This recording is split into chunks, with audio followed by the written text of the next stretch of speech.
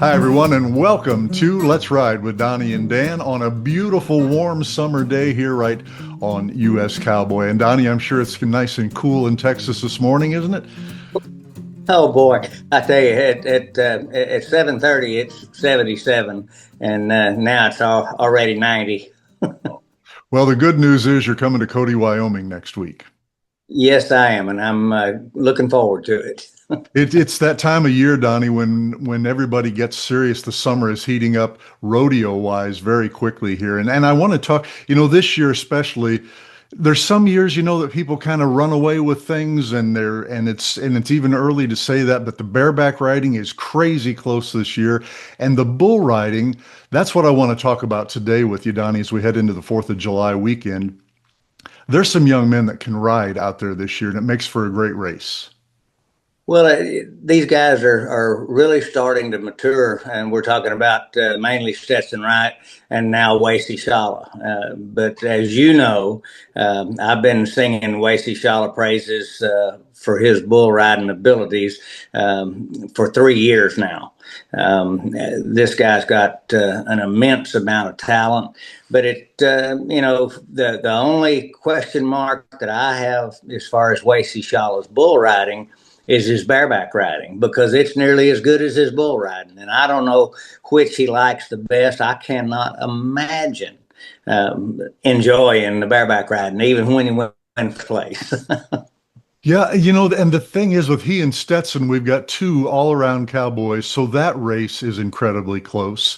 But as you and I've talked so many times over the years, even when it's good, that bareback riding is rough on a Well, guy. yeah, And because of the way that they bind their hands in those riggings, and there's no give anywhere. They've got them cinched and extremely tight.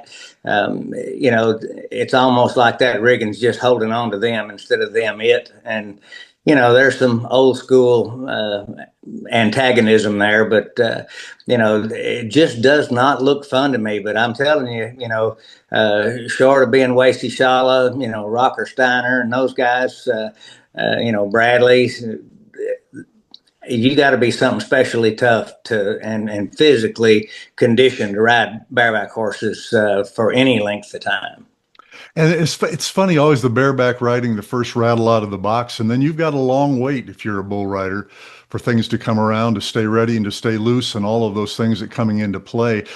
Even besides these two guys, besides Stetson and Wasey, Donnie, there's some other young men here. And as we look back at this last weekend, there were 4 rodeos around the country, and these guys were on the move. They're traveling, and nothing compared to this weekend coming up this next week. But there was Utah, there was California, there was Idaho, there was Nevada, and these guys traveling around. And a couple of guys, that's why I wanted to mention Josh Frost now is off the DL and back in a big way. And then the other guy that kind of just jumped in here from nowhere is this Kai.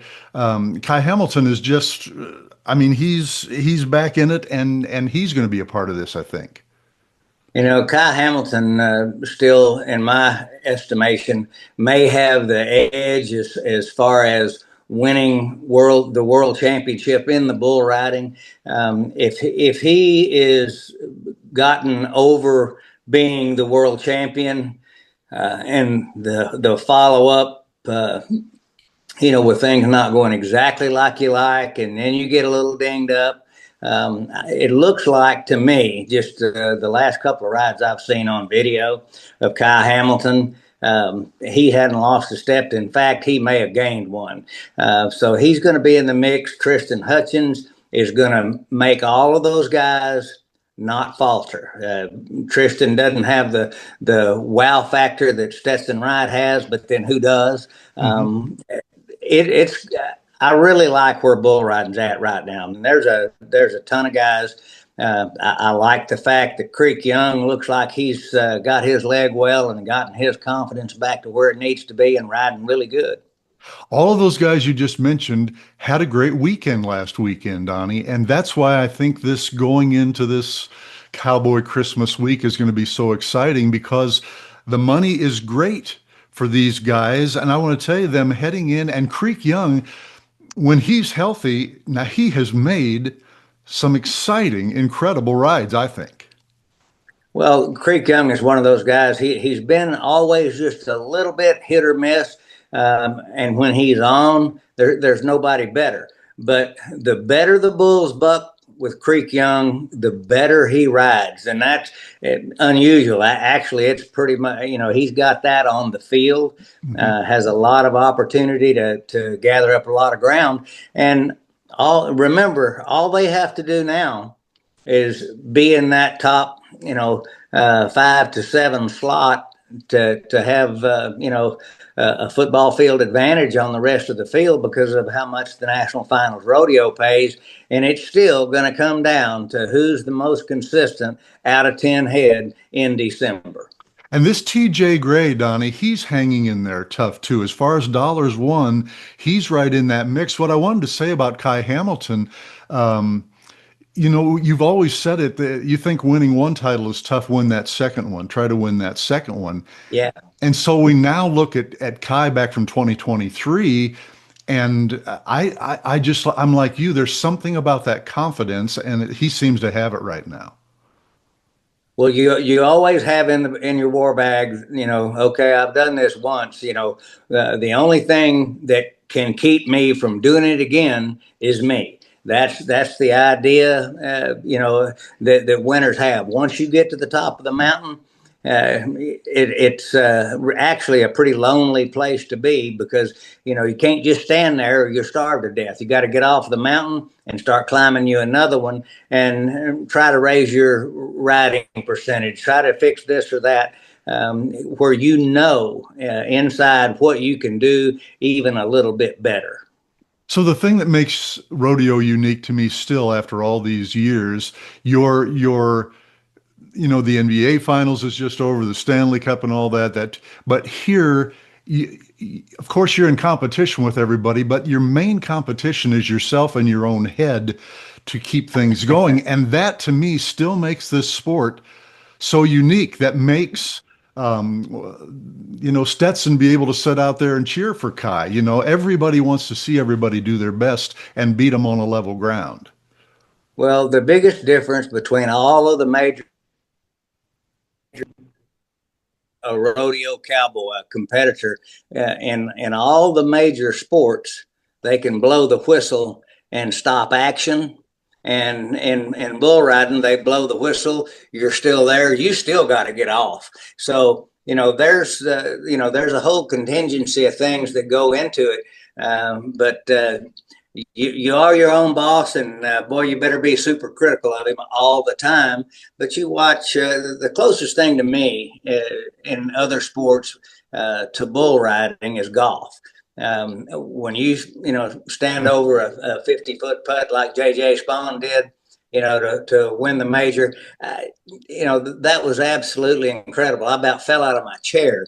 The same way on the opposite end of that spectrum, Tommy Fleetwood, has been a runner-up 4 or 5 times and never won on the PGA Tour, and yet the guy has all of the tools, hits it as good as anybody, but there's just something, and so he has his mental demons, and I can tell you that mental scars actually can be more damaging than physical scars.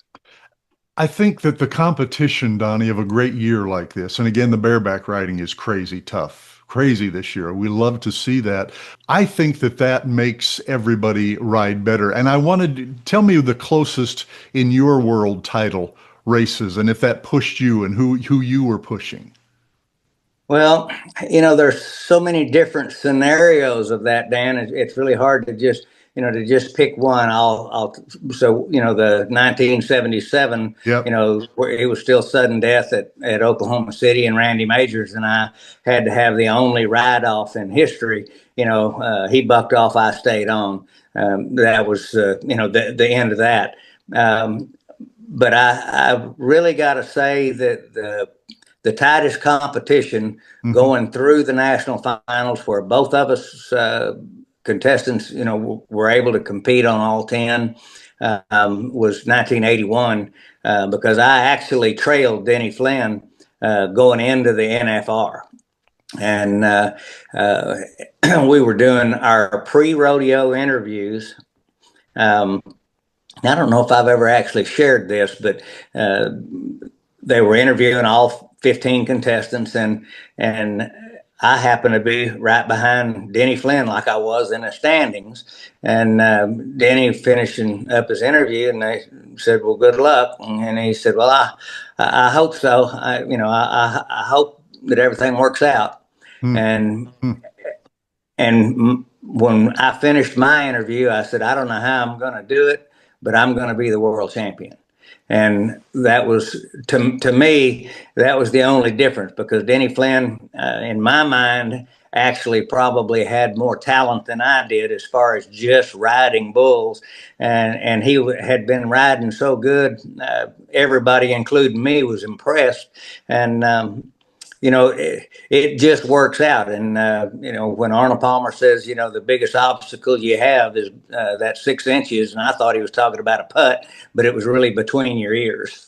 Yeah. I'm glad that you said that and went this way on this, Donnie, because I wanted to ask you, I was thinking about it when I was going over notes this morning, that I was going to ask you who was the best bull rider, in your opinion. Maybe there's a couple of them that never won a world title, and I would think Denny would be right at the top of Well, that list. Denny and Randy Majors and Bobby Del Vecchio. Okay. Um, Wow. Okay. those three guys, and I didn't say it. People probably Yep. think I did, but they said, "Well, they just rodeoed in Donnie Gay era. That was just bad luck." Well, that was kind of ugly in my view. Things just worked out for me, and I made them work out. And Yes. um, those guys. I think those guys actually made me better. It's not all talent. It's not all physical. It's here again. We'll go back to golf analogies, but if your ball hits the right impediment, it may go in. If it hits the wrong impediment, it may go out. Same way in bull riding. He may go into your hand or away from your hand or stumble before he does that, and you just have to roll with the punches, just like anything else, because in the end, it's you against the animal, not against Denny Flynn. I'm not, heck, I'm going to clap when Denny Flynn makes a 90-point bull ride. I don't care who you are, or what position in the standings you are, or if this is your first pro rodeo. If you rack up one of them, high 80s, low 90s point scores, you've done something, friend, that only maybe a quarter of a percent of the population can do what you just did. Yeah, absolutely. Donnie, I don't want to get out of time here before I want to talk about Rocker Steiner. You're And trying to tell me to be quiet. no, Okay. no, no, I'm not. No, I'm not at all. I love what you're saying. But I want to make this point about Rocker. You've probably known his family for ever, Since I was little. That's a since you were. long time. So I want you to tell me that history of that, but also how being in a rodeo family, Rocker Steiner won 4 rodeos last weekend. And I think that rodeoing is figuring out and being smart like you were, where to go, what your draw is, and to do that. So if you can kind of pull all that together, but start out your history with the Steiner family. When I was 13 years old. Bobby was 15, I think, maybe 16, but he was riding bull, getting on bulls. And first time I saw him ride was at Fort Worth at the stock show. And my dad was actually working for Tommy Steiner, running the chutes at the stock show at Fort Worth. And I was running the stripping chute, taking the riggings and flanks off the livestock and peeking through the catch pen gate, watching the rodeo. And I was so jealous of Bobby Steiner, I couldn't spit. He had a pair of blue boots, and I used to call him Mister Blue Boots. But I'm going to tell you, Bobby Steiner was way ahead of his time. But he had an older brother, Billy Tommy, and his wife Beverly. They produced the best quality rodeos you ever want to go to. Bobby, and then he's got Shane and Sid for sons, and I just watched them grow up from babies, and now Rocker, the grandson. So I do have a long history with them. And in my mind, Bobby Steiner was the only guy that ever actually beat me. There was no way I was going to beat him riding bulls in 1973. And he got married and quit after he won his world title in 73. I was runner up, and I was so glad he quit. It wasn't even funny. That's the story. And then along comes Sid, and he wins the world championship in the steer wrestling, and then he retires. And then along comes Rocker, and he's going to win his world title. Who knows if he's going to retire or not? I would assume that that's maybe in his plans, but he's handled some things right, some things wrong, as we all do, as we all have done. Rocker Steiner lacks nothing except the gold buckle for the world, the championship of the world. He had a chance even last year, but he let that one horse buck him off and hurt his wrist at the NFR, and still nearly won the world championship. So obviously, it's out there. It's his for the taking. And here you go back to all of those what ifs and mental, physical, all of those things have to line up, and you have to keep them lined up. And I can tell you that it's tougher in the bareback riding and saddle bronc riding to win consistently because of the judging. The degree of difficulty for the bucking horses, you almost don't want to have one that's just double rank. I mean, sure enough rank that can buck you off on the ground. You want one of those that has a lot of timing. It doesn't matter. There's some of those that are rank horses. But that's the ones they want to draw. So your pool of livestock to win on is definitely smaller. And boy, at the whim of a judge, even a point of dislike, liking somebody else's ride better, you can win second or third when maybe you should have won first by 2 or 3 points. But that's always arguable. We can always argue with the officials, and it's the toughest job in the world.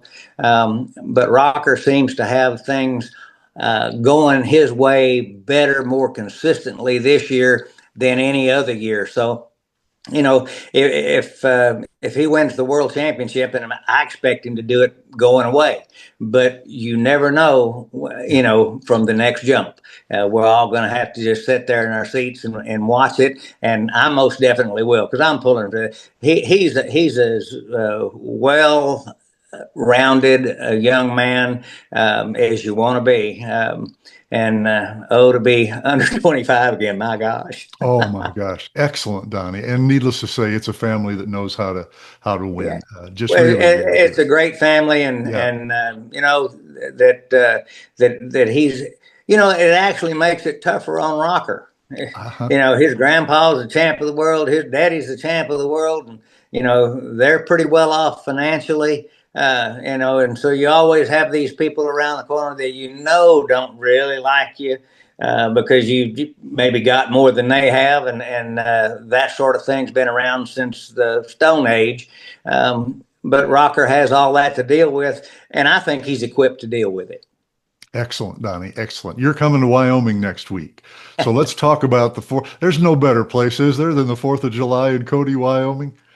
I mean, really could be the headquarters. Everybody comes to Cody, Wyoming, because it pays so much. I mean, that's the number one driver in the business. Yes. Is how much is it going to pay if I win first place? And that's what guys like Josh Frost and Creek Young, that's Stetson, that's what they're looking for. Not just the quantity of rodeos, but the quality. And they've got good opportunities with the livestock that Frontier Rodeo brings to the rodeo. We bring top stock from other stock contractors to make sure that the best cowboys have the best opportunity.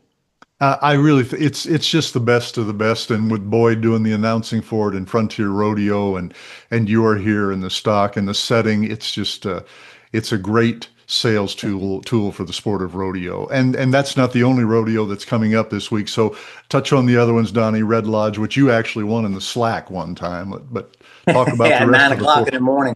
Yeah, Yeah. I rode an unridden bull and didn't place in the slack at Cody that same morning at 6 a.m. Then I drove to Red Lodge and won it at 9 a.m. And then I drove on to Livingston, Montana, and got my head stuck in the dirt. It was a long day. Oh my God, that's rodeo though. My friend, I'm looking forward to seeing you this next week. I know you got your plane all souped up and ready. Is Miss Terry flying with you up here? Yeah, she's one of the timers for the rodeo, and this is just one of her favorites, which makes it one of my favorites. And Yahoo, Cody Stampede.